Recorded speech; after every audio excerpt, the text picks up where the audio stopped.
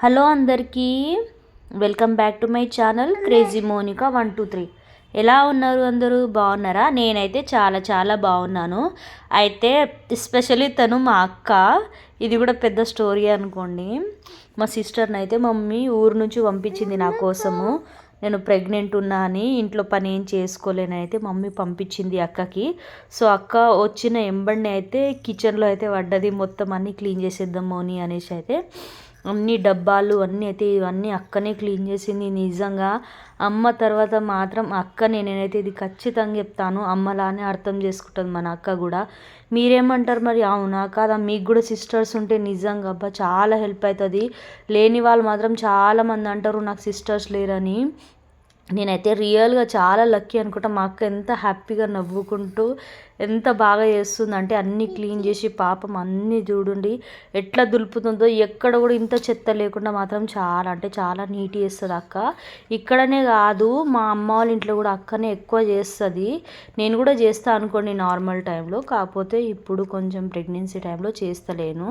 So మా అక్కకి చెప్పిన వీడియో తీస్తున్నా అని చెప్తే కూడా మా అక్క పర్లేదు తీసుకోవే, నీకు హెల్ప్ అవుతుంది అంటే నేను ఏది చేయడానికైనా రెడీ అని మా అక్క అయితే అంటుందన్నమాట ఇక్కడ.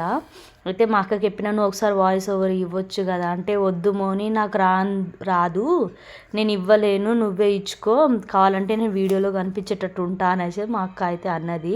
సరే అని అయితే మొత్తం వీడియో రికార్డ్ చేస్తున్నా ఇక్కడ. అయితే మొత్తం క్లీన్ చేసేసింది మా అక్క. నిజంగా చాలా బాగా చేసింది. మా అక్క రాకపోతే నిజంగా ఒక్కదాన్ని ఎప్పుడు చేస్తుండే నేనైతే అనిపించింది. కొద్దిసేపు మా అక్కనైతే నేను రెస్ట్ తీసుకోమని అయితే చెప్పాను. కానీ మా అక్క అయితే రెస్ట్ ఏం తీసుకోవాలి, ఇంట్లో ఇంత పని ఉంది కదా అంటే, కిచెన్ రూమ్ మొత్తం నువ్వే క్లీన్ చేసినావు కదా అక్క, ఈ బయట హాల్ మొత్తం నేను చేస్తా అని చెప్పిన మా అక్కకు. కొద్దిసేపు రెస్ట్ తీసుకోవే అని చెప్పిన. అయితే సరే అని మా అక్క అయితే కొద్దిసేపు రెస్ట్ తీసుకుంటుంది. ఇక రెస్ట్ తీసుకుంటే ఇక నేనే స్టార్ట్ చేసిన ఇక్కడ పనులు. ఎవరింట్లో వాళ్ళకి చాలా క్లారిటీగా తెలుస్తుంది కదా. మీరేమంటారు? ఏవి ఎక్కడ సదరాలి ఏంటి అనేసి. ఎక్కువ అయితే లేడీస్ సామాన్లు అంటే నావే ఎక్కువ ఐటమ్స్ ఉన్నాయి. అసలు ఏవేవి ఎక్కడ పెట్టాలో కూడా నాకు అర్థమవుతలేదు. చాలా కన్ఫ్యూజ్లో కూడా సెట్ చేసిన. ఆల్రెడీ అవి ముందు అన్నీ సెట్ చేసిన, అన్నీ దులిపి అప్పుడు వీడియో తీద్దామంటే మా అక్క తింటుందని మా అక్క తీయలేదు. సో ఇంకా నేను అప్పటికి పొద్దున్నే మార్నింగ్ టిఫిన్ చేసేసాను అనమాట. లంచ్ అయితే చేయలేను. సో అప్పటికి తొందరగా నేను మా అక్క చేస్తూనే ఉన్నాము. తొందర అంటే ఒక 12 అవుతుంది అనుకోండి. ఇద్దరం కలిసి నేను మా అక్క అయితే స్పీడ్ వేసేస్తుంటే ఇక్కడ నేను చైర్ మీద ఎక్కినా అని మా అక్క అయితే నన్ను తిడుతుంది.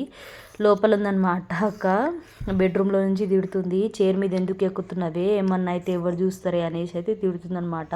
అది కూడా కరెక్టే కదా, ఏదో పని నాకే వచ్చు అన్నట్టు కాకుండా అన్ని విధాలుగా మనకి ఏది సేఫ్టీ ఉంటే మన హెల్త్కి కూడా చాలా కేర్గా ఇంపార్టెంట్గా చూసుకోవాలి. ఎందుకంటే ఉన్నది లోపల బేబీ కదా, జస్ట్ మనం ఒక్కటే కాదు కదా. సింపుల్గా మనం ఉంటే ఏదో అయిపోతుంది, కానీ లోపల బేబీ ఉంది కాబట్టి చాలా ఇంపార్టెన్స్తోని చాలా బాధ్యతగా అయితే ఉండాలి మనము. ఎస్పెషల్లీ ప్రెగ్నెన్సీ టైంలో మాత్రం ఎవరైనా హెల్ప్ ఉండాలి పక్కా. ఎందుకంటే ఒక్కలమే చేసుకోలేము. అది కూడా ఇల్లు క్లీనింగ్ మొత్తం, అంటే ఇప్పుడు సంక్రాంతి వస్తుంది కాబట్టి ఇల్లు క్లీనింగ్ మొత్తం చేస్తున్నాం అనమాట. సో అందుకనే మీరు కూడా ఎవరైనా ప్రెగ్నెన్సీ ఉంటే మమ్మీని కానీ సిస్టర్స్ని ఎవరినైనా సరే పిలిపించుకోండి. ఒక్కరు మాత్రం అస్సలు చేయకండి, ఎందుకంటే ఫుల్ టైర్డ్ అయిపోతారు. నేను ఈ కొద్దిసేపు చేయడానికి ఫుల్ టైర్డ్ అయిపోయిన. అస్సలు నైట్ కూడా అక్కకు చెప్పిన, అక్క చాలా టైర్డ్ అయిపోతున్నాను నేను అని చెప్తే కూడా మా అక్క అందుకే ఒకటే రోజులో అన్నీ చెయ్యొద్దే అనేసి, అంటే మేము కూడా ఈ పనిని కూడా 2 days చేసినాం అనమాట మేము. కానీ ఒకటే రోజులో షూట్ మొత్తం పెట్టేస్తున్నాను నేనైతే, షూట్ చేసి వీడియోని. డే 1 డే 2 అంటే క్లీనింగ్ అంటే కూడా ఎక్కువ అంత ఇంట్రెస్ట్గా చూడరు కదా ఎవ్వరు అనేసిగా, డే 1ది డే 2ది కూడా మొత్తం ఇందులోనే కలిపి అయితే పెట్టేస్తున్నా నేను. సో యాక్చువల్లీ ఇదైతే మొత్తం ఇట్లా క్లీన్ చేసి పెట్టేస్తున్నాం. మా దగ్గర చెత్త బండి వస్తుంది ఖచ్చితంగా, అందరి దగ్గర 100 రూపీస్. అది కూడా మంత్లీ కాకుండా కొంతమంది దగ్గర మంత్లీ తీసుకుంటారు. అంటే ఇక్కడ కొత్తగా ఉన్న వాళ్ళు కాబట్టి ఇక 8 daysకి అట్లా తీసుకుంటున్నారని మేమైతే తీయలేము. బయట మా ఆయన వాళ్ళకి తెలిసిన వాళ్ళు, అదే కచరా బండి వాళ్ళకైతే ఇచ్చేస్తాడు, మంత్లీ వాళ్ళకి ఇచ్చేస్తాడంట. ఇక్కడ మేము ఒకసారి మా ఆయన ఒకసారి పోతే ఇక తీసుకుంటారు ఎక్స్ట్రా మనీ. అందుకనైతే మేము లో చెత్త మాత్రం ఒక సంచి అయితే వెళ్ళింది. ఇంత చెత్త వెళ్తుందని అస్సలు అనుకోలేను, ఎందుకంటే 4 months బ్యాక్ కిందనే చేశాను అనమాట. శ్రావణ మాసంలో చేశాను ఇల్లు క్లీనింగ్. ఎంత చేసినా అందరు అంటారు కదా సిటీ సిటీ అని, కానీ సిటీలోనే ఎక్కువ దుమ్ము వెళ్తుంది అబ్బా పల్లెటూరు కంటే. ఎంత క్లీన్ చేస్తూ ఉన్నా కానీ అది అసలు క్లీనింగ్ లానే కనిపించదు. తీస్తే మాత్రం ఇంత ఇంత డస్ట్ వెళ్తుంది. ఆ డస్ట్ వల్ల ఇంకా నాకు ఫుల్ కోల్డ్ అయిపోయి ఫుల్ హెడేక్. అసలు జాతరకి వెళ్ళినందుకే అసలు నాకు హెడేక్ కోల్డ్ తగ్గలేదంటే ఇప్పుడు మధ్యలో మళ్ళీ ఈ దుమ్ముకైతే ఫుల్ అంటే ఫుల్ కోల్డ్ హెడేక్ అయితే చాలా అంటే చాలా. అసలు గొంతు కూడా క్లారిటీగా వస్తలేదు మీకు చెప్పడానికి. చాలా ఇబ్బంది అవుతుంది. 10 days అయింది దగ్గర దగ్గర. నాకేందో కానీ ఒక్కసారి సర్ది స్టార్ట్ అయితే మాత్రం అస్సలు పోదురా బాబు. చాలా దగ్గర దగ్గర 10 to 15 days ఉంటుంది, లేకుంటే ఒక్కొక్కసారి 1 month ఉంటుంది. అంత సొత్తి పెడుతుంది నాకైతే ఇది. నిజంగా చాలా అంటే చాలా సతాయిస్తుంది. మళ్ళీ నాకే కోల్డ్ అంటే మళ్ళీ మా బాబుకి కూడా ఫుల్ కోల్డ్. అసలు వాడైతే ఇంకా చాలా మంచిగా ఆడుకుంటుండు. నేను ఇంత ఇల్లు క్లీన్ చేస్తున్నా కానీ వాళ్ళ పిన్నితో ఆడుకుంటుండు. వాళ్ళ పిన్నిని పిచ్చి పిచ్చి అనుకుంటా చాలా బాగా ఆడుకుంటాడు నా కొడుకు అయితే. ఎవరికన్నా కావాలంటే చెప్పండి, మా చింటూ రోజంతా ఇట్లా అల్లరి చేస్తాడో మీకు చూపిస్తే ఎప్పుడన్నా లాంగ్ వీడియోలో వేసి. అది కూడా మీకు ఇంట్రెస్ట్ ఉంటేనే, బలవంతం ఏం లేదు. సో ఈరోజు ఇంత క్లీనింగ్ అయితే చేసినాము. దగ్గర దగ్గర చాలా అంటే చాలా డస్ట్ వెళ్ళింది. అస్సలు అనుకోలేను. ఎందుకంటే రూమ్ చూస్తే ఎంత నీట్గా ఉంది కానీ ఇంతగానం చెత్త వెళ్తుందని మాత్రం అస్సలు ఊహించలేను నేను. మా అక్క కూడా నవ్వుతుంది. ఎప్పుడు చూసినా క్లీన్ చేస్తున్నా అంటావు కదనే, ఏం చేస్తున్నావే అని అంటుంది మా అక్క అయితే. సరే అని అంతా చేసేసి నడుములు పోయినాయి. పొద్దున్నే బెడ్షీట్స్ అన్నీ విండేసినాము. అయితే ఆరినాయా లేదా అని అటు ఇటు తిప్పడానికి నేను అక్క అయితే పైనకి వచ్చినాము. బెడ్షీట్స్ కూడా నేను విండలేను. అక్క మా ఆయన ఇద్దరు కలిసి అయితే అన్ని బెడ్షీట్స్లో అన్నీ క్లీన్ చేసేసాడు. మొత్తము ఎండిపోయినాయని మళ్ళీ తిరులమరలు వేసి మళ్ళీ బెడ్రూమ్కి స్టార్ట్ చేసినాము. బెడ్రూమ్ చేయలేదు, అదే లాస్ట్ ఉండే అనమాట.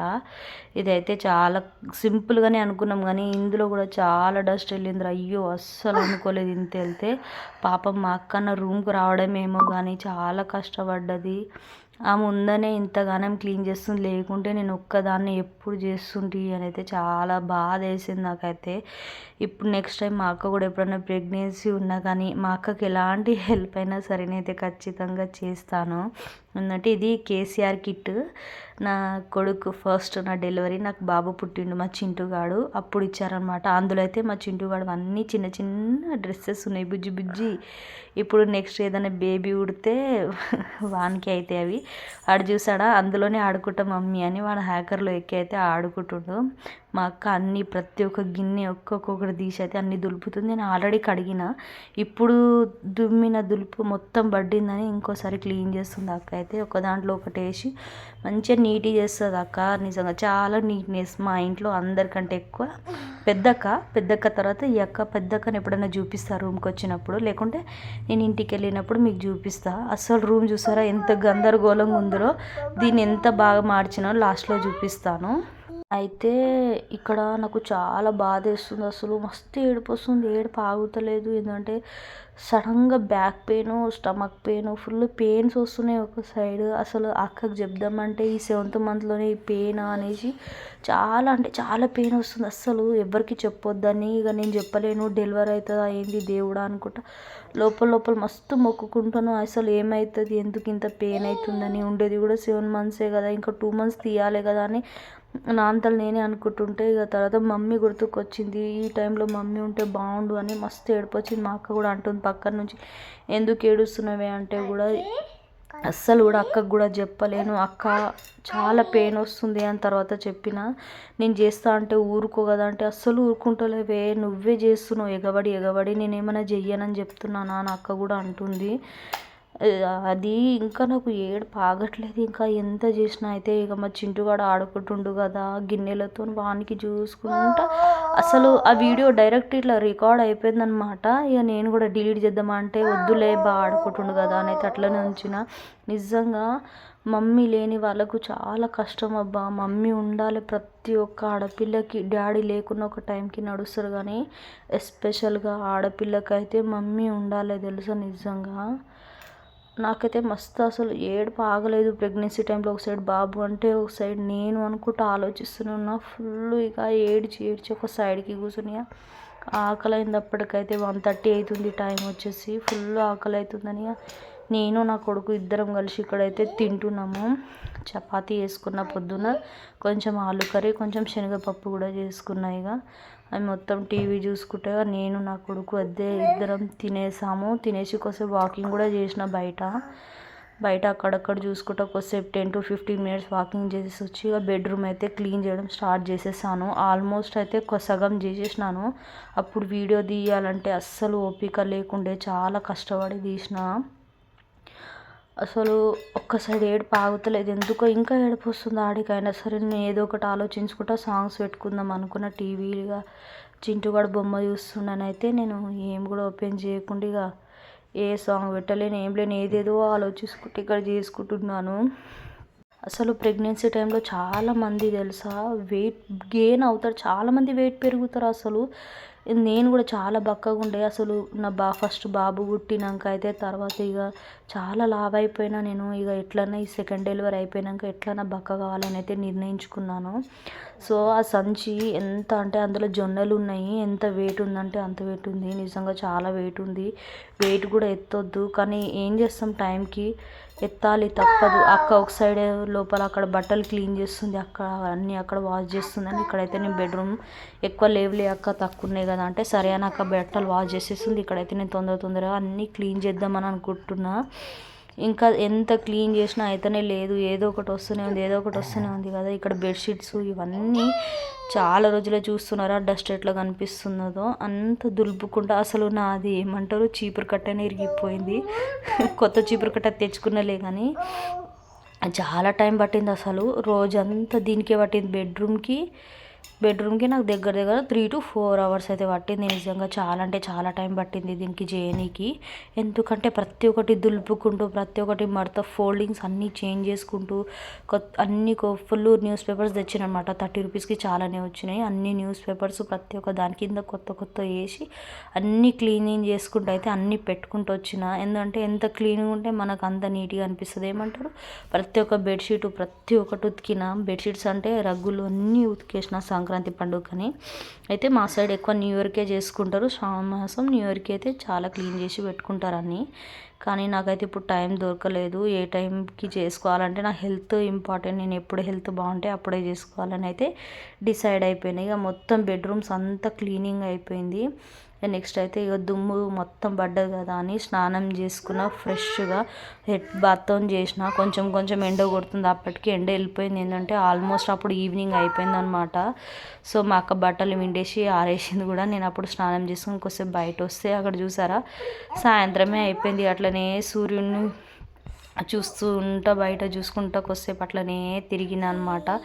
అన్నీ ఆలోచిస్తుంది, ఇంత పని చేసినా కదా ఫుల్ టైర్డ్ అయిపోయినాయి. ఇక కొంచెం ఇట్లా తిరుగుకుంటూ అక్కడిక్కడ చూసుకుంటూ తిరిగిన అనమాట. అయితే నా హెయిర్ కొంచెం ఫాస్ట్గానే గ్రోత్ అయింది అనమాట. అయినా దగ్గర నేను తిరుపతికి వెళ్ళి 1.5 year అయిందనమాట. మొన్న శ్రావణ మాసంతో 1 year అయింది. ఇక తర్వాత అయితే ఇంత పెరిగింది జుట్టు.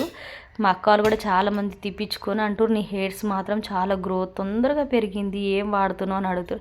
ఏం వాడలేను అబ్బా, నేను నిజం చెప్తున్నా ఏం వాడలేను. సో అక్క వాళ్ళు పానీపూరి తినడానికి వెళ్దామని అన్నారు. అయితే నన్ను వదిలేసి వాళ్ళు వెళ్ళిపోయారు, మా బుడ్డోడు మా అక్క. నాకు నవ్వు వస్తుంది. సరే అని నేను కూడా ఇక్కడైతే డోర్ లాక్ వేసేస్తున్నా. లాక్ వేయకుండా నార్మల్ ఇట్లా కొండి, ఎందుకంటే పక్కన ఆంటీ వాళ్ళ మీద అందరి మీద నాకు నమ్మకం ఉంది. కానీ ఈ రోజుల్లో ఎవరు ఎట్లా అంటారో చెప్పలేం కాబట్టి. సో మా అక్క మా బుడ్డోడు చూసారు. మా అక్క దగ్గరనే మా బుడ్డోడు అస్సలు దిగుతలేడు.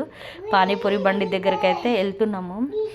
ఎందుకో నాకు ఇక్కడ పానీపూరి బండి అంటే చాలా ఇష్టము. కానీ ఇప్పుడు ఈ ప్రెగ్నెన్సీలో మాత్రం పానీపూరి తినొద్దబ్బా, ఎంత అవాయిడ్ చేస్తే అంత మన హెల్త్కి మంచిది. కానీ ఏం చేస్తాము, ఆ బండి కనిపిస్తే చాలు ఎప్పుడెప్పుడు పోయి తినాలా అని అయితే అనిపిస్తుంది. సో ఫైనల్లీ అయితే వెళ్ళిపోయినాం అక్కడికి. అయితే ఇక్కడ నా కొడుకుకి టేబుల్ వాంది అనుకొని ఇది నా టేబులే నాకే అన్నట్టు సొంతం అన్నట్టు కూర్చుంటాడు చూడండి. ఇక మా అక్క కూడా టేబుల్ సెట్ చేసి అయితే వాడికి కూర్చోబెట్టింది. అయితే పానీపూరి బండి అన్న అంటుండో ఎవరు అని అడిగిర్రు. మా అక్క అని కూడా పరిచయం చేసిన. అయితే అన్నకు అసలు తెలియదు తెలుసా నేను వీడియో తీస్తున్నాను, ఎప్పుడన్నా చూసి అడుగుతాడేమో తెలియదు. కానీ ఇక్కడైతే వీడియో తీస్తున్నా. ఇక మా చింటూ గానికి కూడా స్వీట్ పూరి ఇచ్చేసినాము. మా అక్క నేనైతే ఇక్కడ కూడా పానీపూరి మంచి అయితే తినేస్తున్నాం అనమాట. కానీ నేను అక్క పానీపూరి తినే వీడియో మాత్రం తీయలేమన్నమాట. ఎందుకంటే అది తీసేటోళ్ళు ఎవరు లేక తీయలేము. లాస్ట్కి స్వీట్ పూరి ఇస్తారు కదా, అది మాత్రం తీసాను. సో ఏమనుకోవద్దు.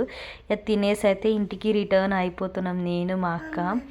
నిజంగా అది తిన్న ఎంబడే నాకు ఈ మెట్లు ఎక్కాలంటే ఈ మెట్ల పిచ్చి ఏందో నాకు తెలియదు, కానీ ఈ మెట్లు ఎక్కాలంటే అస్సలు ఓపిక అవ్వదు. అయ్యా మస్తు దమ్ము వస్తుంది. మా అక్క అంటుంది మీ ఆయన లిఫ్ట్ వేపిమని అని. మస్తు నవ్వు వచ్చింది నిజంగా. ఫోన్లో ఏం చేస్తాం అనుకున్నా అంత నేనైతే నవ్వుకుంటున్నాను. సో ఫైనలీ చూడండి, మొత్తం బెడ్రూమ్ అయితే నీట్గా పెట్టేసాను. మీకు ఎట్లా అనిపిస్తుంది చూడడానికి, కానీ నాకైతే ఫుల్ హ్యాపీ. అంతా క్లీన్ చేసేసరికి చాలా అంటే చాలా నీట్గా రూమ్ అయితే చాలా క్లీన్గా అనిపిస్తుంది. చాలా మైండ్ ఫ్రెష్గా ఉంది, ఏదో భారం తగ్గిపోయినట్టుంది. సో సంక్రాంతి ఇల్లు క్లీనింగ్ అయితే అయిపోయింది. సాయంత్రం దీపం కూడా ఇంట్లో పెట్టేశాను. దేవుడా ఈ సంవత్సరం ఎట్లన్నా నాకు యూట్యూబ్లో సక్సెస్ రావాలని కోరుకుంటున్నాను. సో ఈరోజుకి ఈ వీడియో ఇంతే, బాయ్.